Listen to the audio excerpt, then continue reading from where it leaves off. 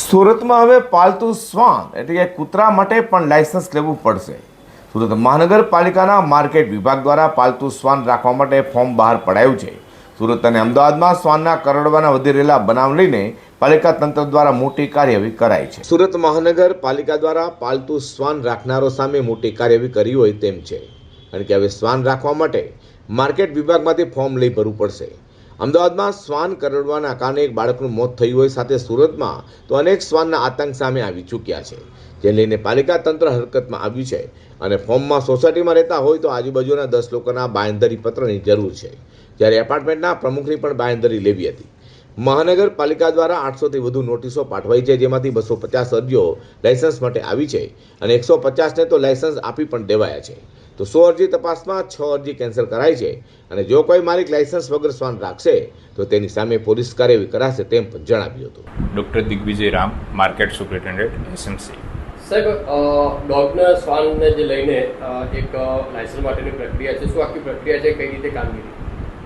જે પાલતુ શ્વાન રાખી રહ્યા છે એમના માટે આપણે લાયસન્સ પ્રોસિજર શરૂ કરી છે, એ જે 2008થી શરૂ છે, એ સ્ટેન્ડિંગ કમિટીના ઠરાવ પ્રમાણે આપણે એપ્લાય કરાવેલી છે। શું છે એમાં, કઈ રીતની પ્રક્રિયા છે આખી? સાહેબ, લાયસન્સ પ્રોસિજરમાં આપણે એમનો આધાર પ્રૂફ લઈએ છીએ, ડોગનું વેક્સિનેશન કાર્ડ લઈએ છીએ અને આસપાસના રહીશો જો સોસાયટીમાં રહેતા હોય તો એમનું એનઓસી માગીએ છીએ અને એપાર્ટમેન્ટમાં રહેતા હોય તો એમના પ્રમુખનું અથવા મંત્રીનું એનઓસી લઈએ છીએ। સર, કેમ અચાનક જ અમલીકરણ ફરીથી શરૂ કર્યું?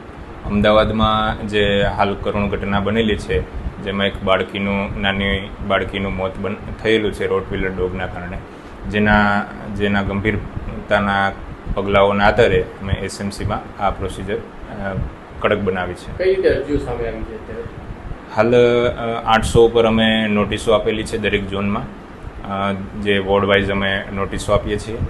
અત્યારે હાલ 250થી ઉપર અરજીઓ આવેલી છે, જેમાંથી 150ને અમે મંજૂર કરેલી છે, 6 જેટલી નામંજૂર કરેલી છે અને 100થી વધારે અરજીઓ અમે પૂર્તતા માટે પરત કરેલી છે। સર, કેટલો મહત્વનું રહેશે જેના આ લાયસન્સ પ્રોસિજરના આધારે જે ડોગ ઓનર છે એમને તેમના ડોગ માટે લાયસન્સમાં એપ્લાય થશે અને આજુબાજુના રહીશોને અને ડોગ ઓનરને બંનેને ફાયદો રહેશે।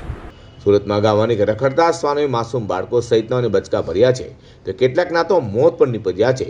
ત્યારે પાલતુ શ્વાન રાખવા માટે પાલિકા દ્વારા ફરજિયાત લાયસન્સ પ્રથા શરૂ કરતા કેટલાક શ્વાન પ્રેમીઓમાં રોષ જોવા મળ્યો છે।